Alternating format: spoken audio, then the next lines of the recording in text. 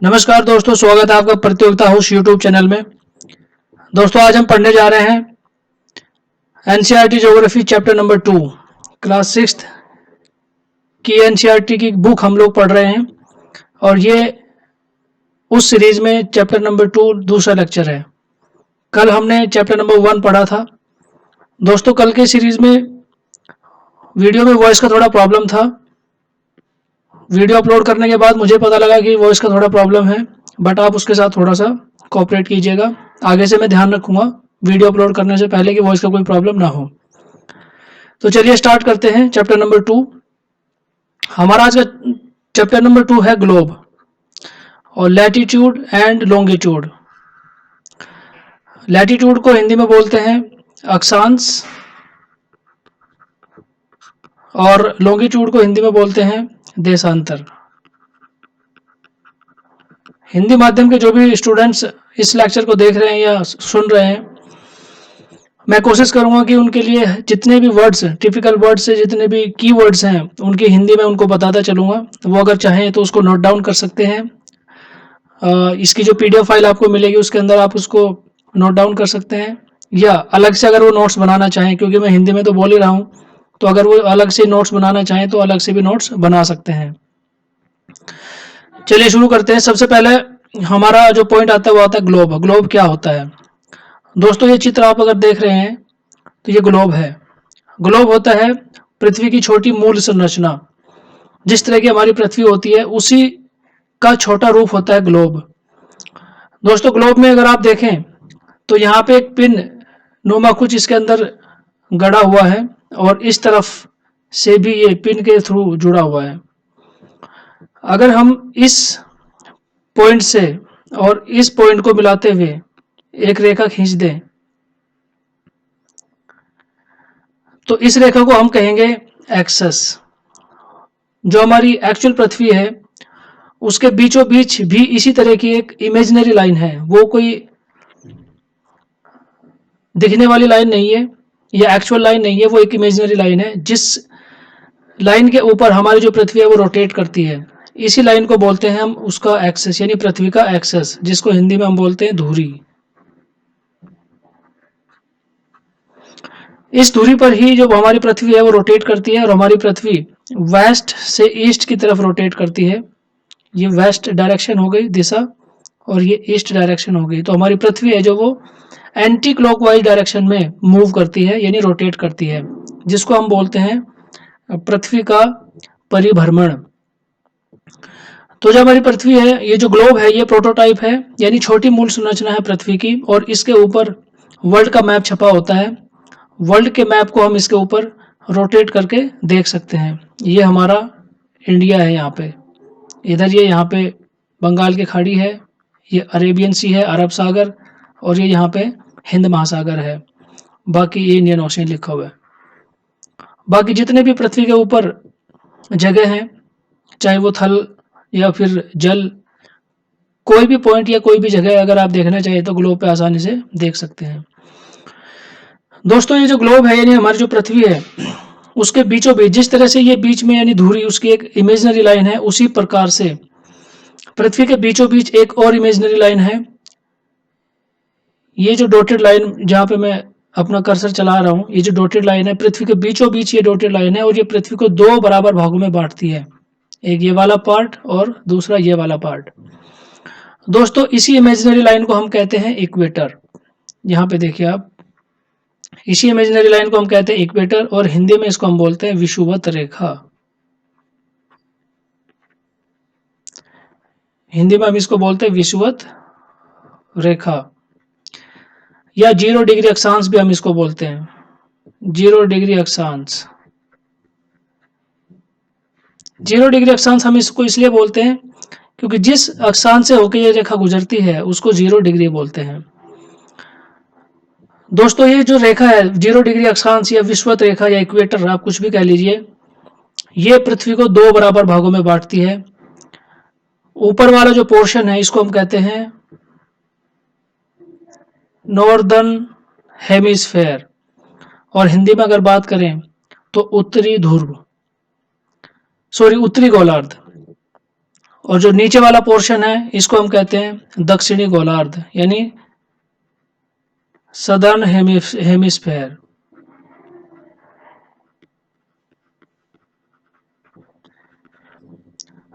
तो दोस्तों आपने देखा कि जो इक्वेटर है हमारी 0 डिग्री अक्षांश है वो पृथ्वी को 2 बराबर भागों में बांटती है। ऊपर वालों को हम कहते हैं उत्तरी गोलार्ध और नीचे वालों को हम कहते हैं दक्षिणी गोलार्ध। आगे चलते हैं। आगे आता है लैटीट्यूड क्या होता है। दोस्तों जिस प्रकार से मैंने आपको बताया ये जो 0 डिग्री अक्षांश है, 0 डिग्री अक्षांश क्योंकि 0 डिग्री अक्षांश पर स्थित है इसलिए इसको 0 डिग्री अक्षांश या विषुवत रेखा भी बोलते हैं। उसी प्रकार से पृथ्वी पर कुछ रेखाएं ऊपर से यानी ये वाला पोर्शन है इसको कहते हैं नॉर्थ पोल। इस नॉर्थ पोल से और ये जो नीचे वाला पोर्शन है इसको कहते हैं साउथ पोल। नॉर्थ पोल से साउथ पोल को मिलाने वाली रेखा, नॉर्थ पोल को साउथ पोल से मिलाने वाली काल्पनिक रेखा को हम कहते हैं लॉन्गिट्यूड। और लैटीट्यूड किसको कहते हैं?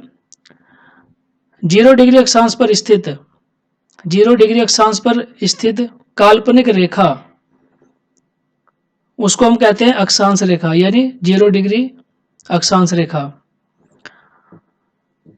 अगले वाले स्लाइड में देखते हैं, इसमें आपको ज्यादा अच्छे समझ में आएगा।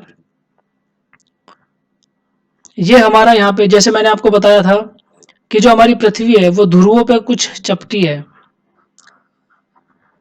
और मिडिल में थोड़ी बाहर निकली हुई है, बल्ज हो रखी है। तो ध्रुवों पर चपटी है और मिडिल में थोड़ी बाहर निकली हुई है। ये यहाँ पे ध्रुव है, इसको बोलते हैं हम, ऊपर वाला जो ध्रुव है इसको हम बोलते हैं नॉर्थ पोल यानी उत्तरी ध्रुव, और जो नीचे वाला पोल है इसको हम बोलते हैं साउथ पोल यानी दक्षिणी ध्रुव। दोस्तों अब आप ये देख रहे होंगे कि ये 90 डिग्री, ये भी 90 डिग्री है और ये भी 90 डिग्री है। ये कैसे है? चलिए ये मैं आपको समझा देता हूँ। दोस्तों जो हमारी पृथ्वी है, अभी मैंने आपको बताया कि जो 0 डिग्री अक्षांश है इक्वेटर यानी ये वाली रेखा, ये हमारी पृथ्वी को 2 बराबर भागों में बांटती है। ऊपर वाले पोर्शन को हम बोलते हैं नॉर्दर्न हेमिस्फेयर यानी उत्तरी गोलार्ध और नीचे वाले पोर्शन को हम बोलते हैं सदर्न हेमिस्फेयर यानी दक्षिणी गोलार्ध। इस 0 डिग्री अक्षांश से या अगर हम ऐसे कहें कि इस 0 डिग्री अक्षांश के पैरेलल, इस तरह से इस 0 डिग्री अक्षांश के पैरेलल दोस्तों बहुत सारी और रेखाएं भी खींची गई हैं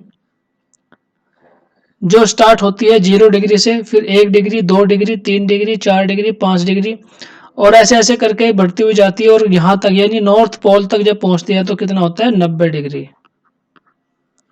इस तरह से 90 डिग्री या 90 पैरेलल लाइंस ऊपर की तरफ खिंचती हैं और 90 पैरेलल लाइंस इसी प्रकार से नीचे की तरफ भी खींची जाती है।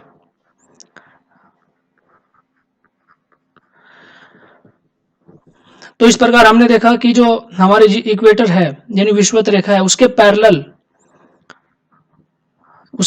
कुछ लाइन खींचते हैं हम लोग, इनको हम बोलते हैं अक्षांश रेखाएं या समानांतर रेखाएं, और इनकी संख्या है 90 0 डिग्री के ऊपर और 90 0 डिग्री के नीचे। यानी नॉर्दर्न हेमिस्फेयर यानी उत्तरी गोलार्ध में भी 90 हैं और दक्षिणी गोलार्ध में भी 90 हैं।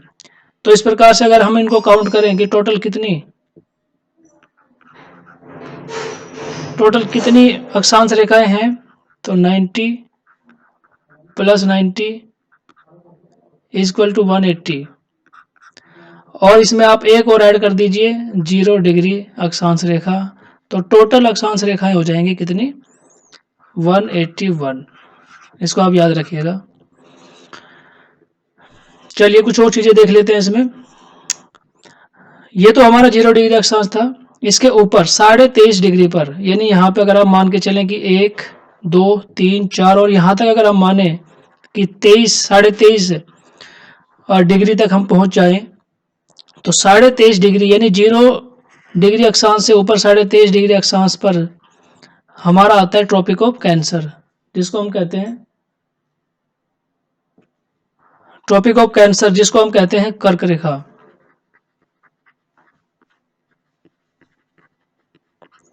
और ठीक वैसे ही 23.5 डिग्री साउथ में अगर हम देखें तो यहाँ पे आता है ट्रॉपिक ऑफ कैप्रिकॉर्न, जिसको हम हिंदी में कहते हैं मकर रेखा,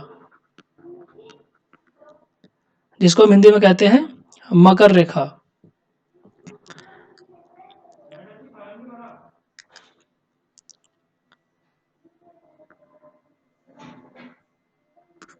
ठीक है, तो कर्क रेखा और मकर रेखा आपने देखा।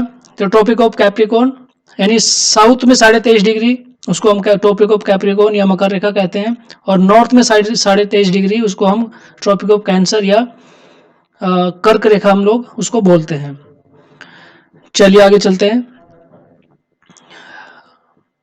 ये मैंने आपको बता दिया, इक्वेटर 0 डिग्री अक्षांश या विषुवत रेखा भी इसको बोलते हैं, और 90 डिग्री नॉर्थ पोल, ये जो नॉर्थ पोल है इसको हम बोलते हैं 90 डिग्री नॉर्थ पोल।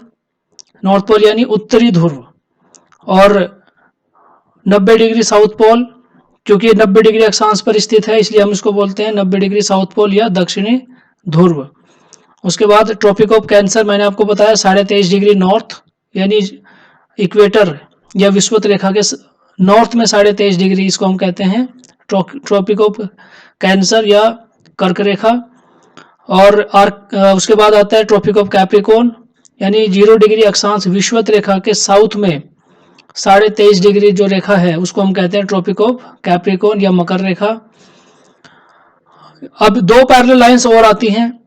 इनको हम पैरेलल लाइन क्यों कह रहे हैं? क्योंकि ये विषुवत रेखा के पैरेलल लाइंस हैं, यानी विषुवत रेखा जैसे हमारी पृथ्वी को 2 बराबर भागों में बांटती है, उसी प्रकार से ये रेखाएं भी विषुवत रेखा के पैरेलल ही पृथ्वी के ऊपर काल्पनिक रूप से खींची गई हैं।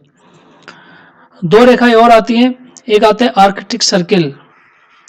आर्कटिक सर्किल 23.5 डिग्री, जहां पे ट्रॉपिक ऑफ कैंसर है, ये वाली रेखा आप देखिए, ट्रॉपिक ऑफ कैंसर 23.5 डिग्री से और 66.5 डिग्री, इसको हम कहते हैं आर्कटिक सर्कल,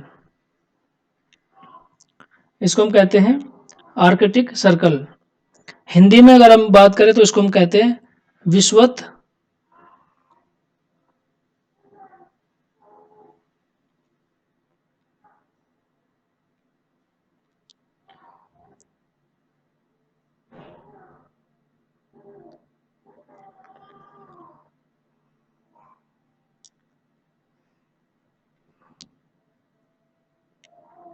इसको हम कहते हैं आर्कटिक सर्किल। आर्कटिक सर्किल कहाँ से कहाँ तक है? 23.5 डिग्री नॉर्थ से 66.5 डिग्री नॉर्थ तक। उसके बाद आगे आता है अंटार्कटिक सर्किल। अंटार्कटिक सर्किल है 23.5 डिग्री साउथ से 66.5 डिग्री साउथ तक, इसको हम कहते हैं अंटार्कटिक सर्किल। इनका नाम ऐसे क्यों पड़ा? क्योंकि यहाँ पे आर्कटिक ओशन है ऊपर, यानी नॉर्थ पोल की साथ में आर्कटिक ओशन है, उसके नाम पे इसको हम कहते हैं आर्कटिक सर्किल।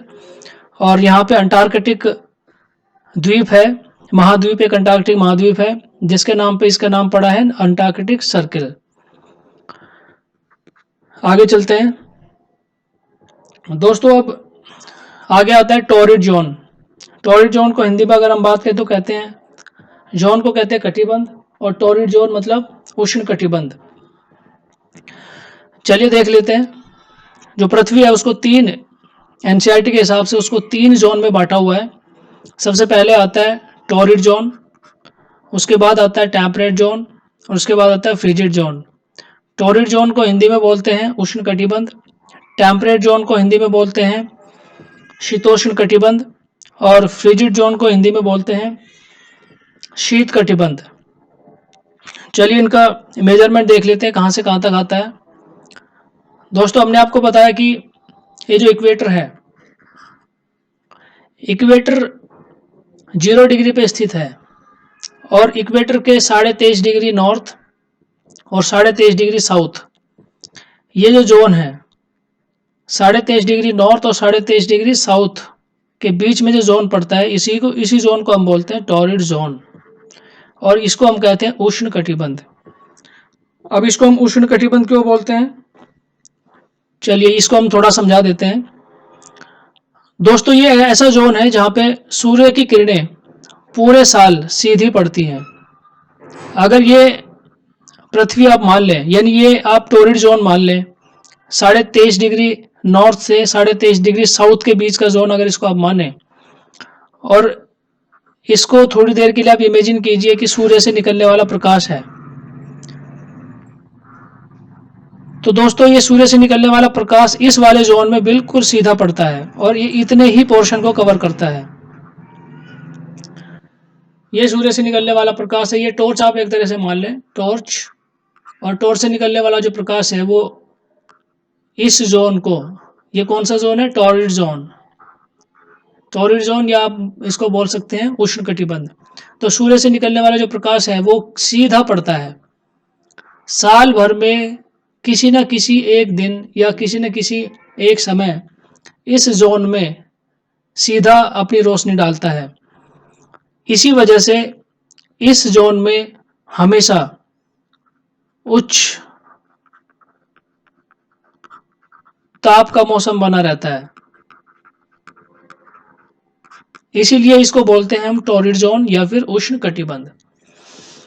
इसके बाद हम आगे चलते हैं टेम्परेट जोन।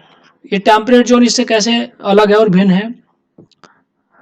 दोस्तों आप देख रहे होंगे कि टेम्परेट जोन में जो सूर्य की किरणें हैं वो थोड़ी तिरछी पड़ती हैं, यानी 23.5 डिग्री नॉर्थ या साउथ से लेके 23.5 डिग्री 66.5 डिग्री नॉर्थ या 66.5 डिग्री साउथ के बीच में जो पोर्शन आता है यहाँ से और यहाँ तक का, ये जो पोर्शन है इसको हम कहते हैं टेम्परेट जोन।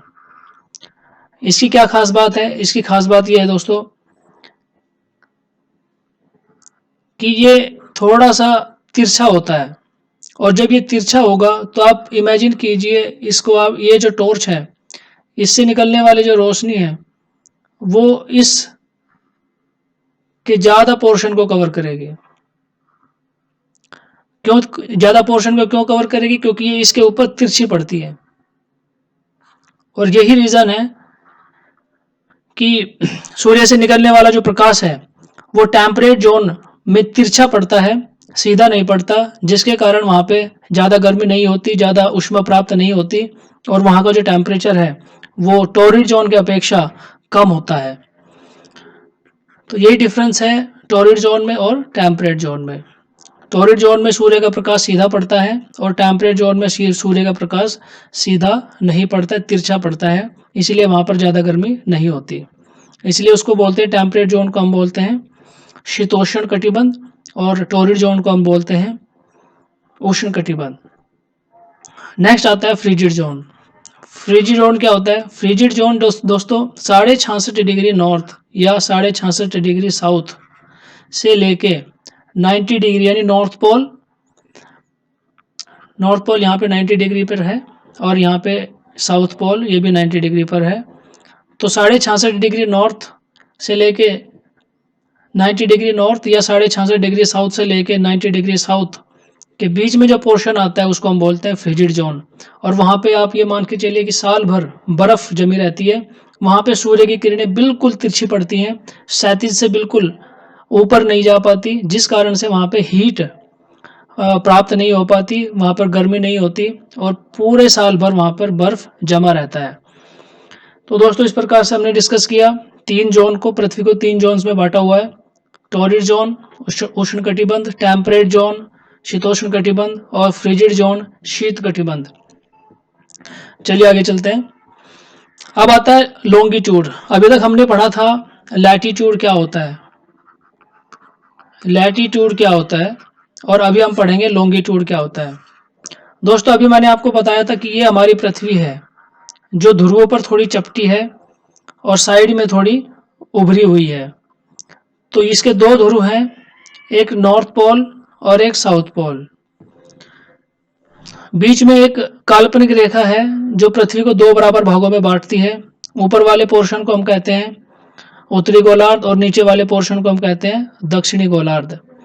दोस्तों ये जो विषुवत रेखा है 0 डिग्री अक्षांश पर जो विषुवत रेखा है, इसी के पैरेलल 90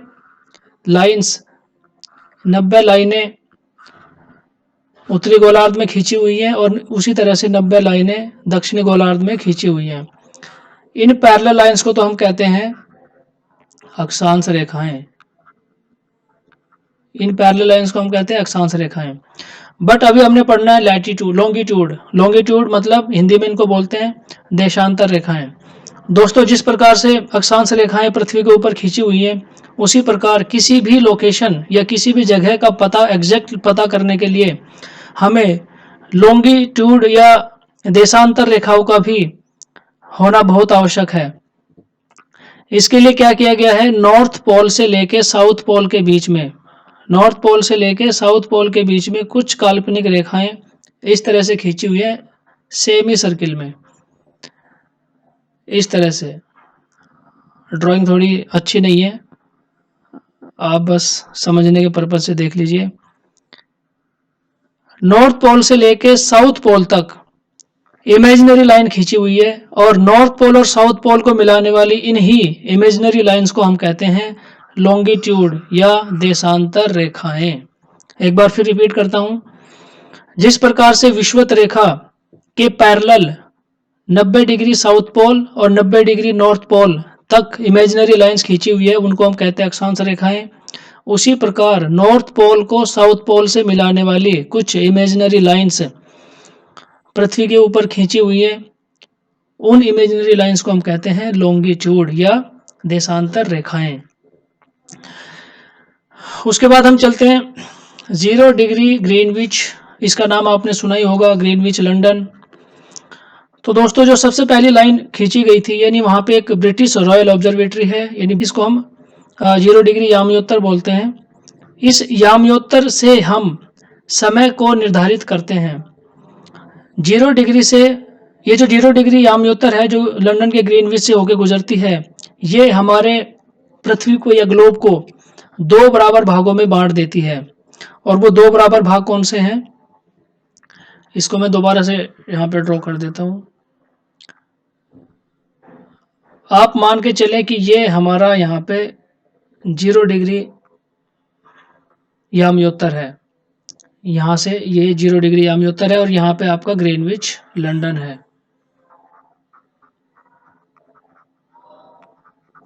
ये आपका ग्रीनविच लंदन है यहाँ पे।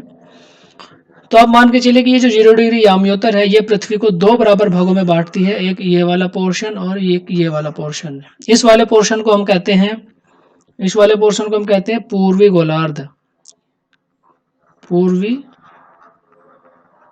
गोलार्ध। और इस इधर वाले पोर्शन को हम कहते हैं पश्चिमी गोलार्ध।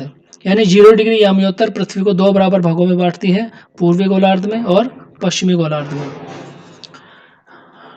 दोस्तों ये सेमी सर्किल है, जो हमारी 0 डिग्री अक्षांश रेखा थी वो तो फुल सर्किल यानी 360 डिग्री पूरा सर्किल था, लेकिन ये जो रेखा है नॉर्थ पोल से साउथ पोल को मिलाने वाली, ये हाफ सर्किल है, सेमी सर्किल है। और इस तरह की 180 रेखाएं ईस्ट में और 180 रेखाएं साउथ में खींची हुई है। तो आप ये मान के चलिए कि 180 डिग्री ईस्ट और 180 डिग्री वेस्ट जो रेखा है वो दोनों सेम है,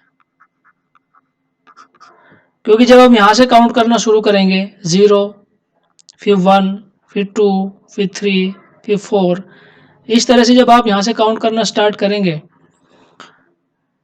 तो पीछे कहीं जाके आपको मिलेगा 0 डिग्री यहाँ पे, फिर 2, फिर 3, फिर 4, फिर 5। यहाँ पीछे यानी ग्लोब के पीछे कहीं जाके आपको मिलेगा 180 डिग्री। और ठीक उसी प्रकार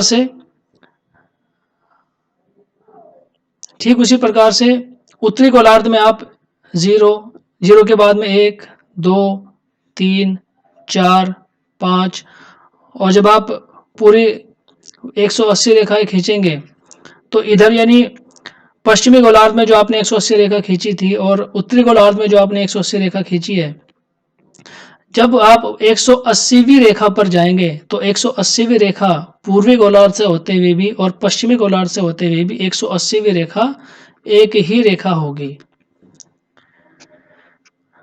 तो दोस्तों इस प्रकार हमने देखा कि किस तरह से किसी भी लोकेशन का पता लगाने के लिए, किसी भी जगह का पता लगाने के लिए हम पृथ्वी को दो रेखाओं में बांटते हैं, एक लैटीट्यूड और एक लॉन्गिट्यूड।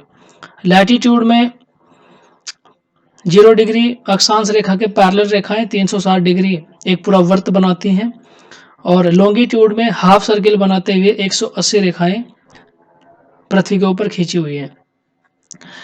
उसके बाद आगे चलता है, इससे हमें मिलता क्या है, इससे हमें क्या प्राप्त होता है। ये जो रेखाएं हमने ग्लोब के ऊपर या पृथ्वी के ऊपर इमेजिनरी खींची हुई है, इससे हमें क्या मिलता है। इससे हमें किसी भी लोकेशन का पता लगाने में आवश्यक जानकारी मिलती है और किसी भी जगह की एग्जैक्ट लोकेशन अगर हमें मैप के ऊपर देखनी है तो उसकी जानकारी हमें इन्हीं रेखाओं के माध्यम से मिलती है। लॉन्गिट्यूड हमने पढ़ लिया, लैटीट्यूड हमने पढ़ लिया। स्टैंडर्ड टाइम के बारे में मैं आपको बता देता हूँ क्या है। दोस्तों जिस प्रकार से लंदन के ग्रीनविच से होकर गुजरने वाली जो यामियोत्तर रेखा है वो पूरे वर्ल्ड का टाइम डिसाइड करती है, उसी प्रकार से हर एक कंट्री का अपना अपना एक स्टैंडर्ड टाइम होता है। जैसे इंडिया का एक स्टैंडर्ड टाइम है और इंडिया का स्टैंडर्ड टाइम है 82.5 यानी 82.5 डिग्री। ये इंडिया का स्टैंडर्ड टाइम 82.5 डिग्री ईस्ट, ये इंडिया का स्टैंडर्ड टाइम है। जो इलाहाबाद के नैनी, आपने कई बार सुना भी होगा, ये इलाहाबाद के नैनी से होके गुजरता है, इलाहाबाद के नैनी से होके गुजरता है हमारा जो 82.5 डिग्री स्टैंडर्ड टाइम है। और ये हमें 82.5 डिग्री स्टैंडर्ड टाइम हमने ये क्यों लिया है, क्योंकि ये हमारा इंडिया है वो 68 डिग्री लगभग 68 डिग्री से 97 डिग्री ईस्ट के बीच में फैला हुआ है। तो इनका जो मीडियम है, यानी इनको दोनों को जोड़ के हम अगर 2 से डिवाइड करें तो लगभग इतना आएगा। ये इनका एक एवरेज लैटीट्यूड लिया हुआ है जिसके माध्यम से हम एक एवरेज टाइम निकाल सकते हैं। तो उसके बाद हम देख लेते हैं कि जो हमारी पृथ्वी है, मैं आपको थोड़ा और जानकारी दे देता हूँ। जो हमारी पृथ्वी है वो 360 डिग्री रोटेट करती है कितने, 24 घंटे में। तो इस हिसाब से हमारी जो पृथ्वी है वो 1 डिग्री रोटेट करेगी 24, और इसको हम इधर भाग में ले आएंगे। चूंकि ये घंटा है तो इसको हम मिनट में डिवाइड कर लेते हैं, तो 24 इंटू 60 और अपॉन 360। तो आप देखिए इसको डिवाइड कर देंगे तो कितना आता है, 1 डिग्री बराबर आता है आपका 4 मिनट। यानी हमारी जो पृथ्वी है वो 4 मिनट में 1 डिग्री रोटेट कर जाती है। या इसको अगर हम उल्टा बोले तो 1 डिग्री रोटेट करने में 4 मिनट का समय लगता है।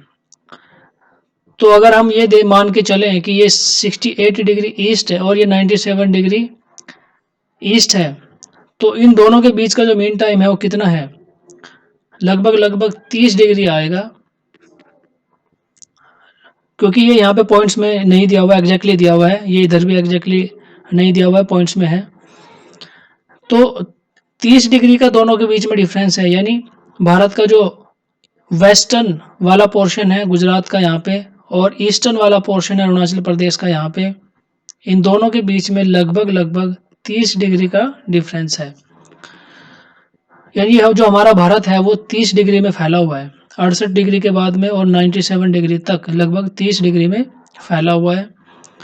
तो आप देखिए कि अगर 1 डिग्री बराबर है 4 मिनट के, तो 30 डिग्री बराबर होगा कितने के, 4 इंटू 30 इक्वल टू 120 मिनट, और 120 मिनट का मतलब हो गया लगभग 2 घंटा।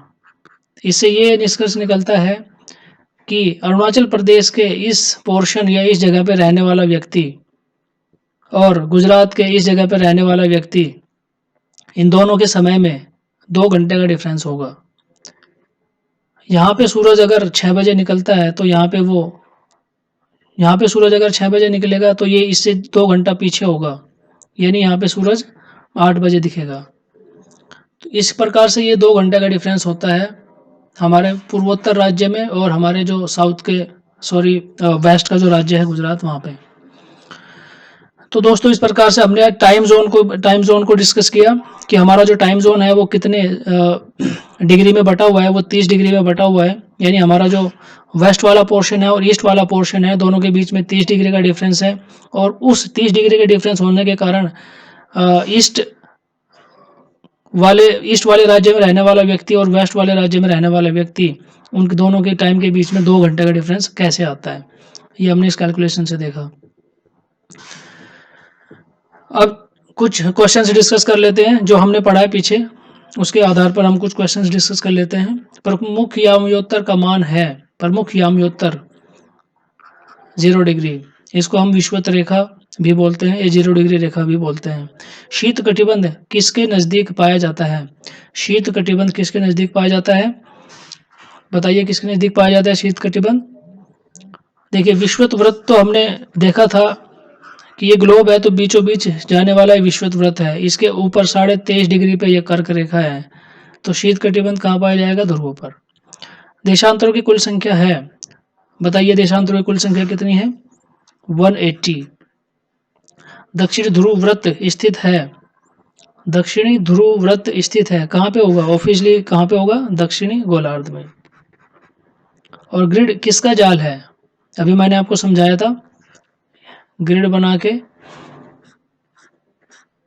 ये जो ऊपर से नीचे की लाइन है इनको बोलते हैं देशांतर रेखाएं, और ये जो लेटी हुई लाइन है इनको बोलते हैं समांतर रेखाएं या अक्षांश। तो ग्रिड किसका जाल है? अक्षांशों यानी समांतर रेखाओं एवं देशांतरीय यामयोत्तरों का जाल है। तो इस पर आंसर हो गया 1। तो दोस्तों इस प्रकार से हमने आज डिस्कस किया एनसीईआरटी ज्योग्राफी क्लास 6 का चैप्टर नंबर 2। आई होप ये लेक्चर आपको पसंद आया होगा। इस लेक्चर में आज के लिए बस इतना ही है। Thank you very much. Thank you.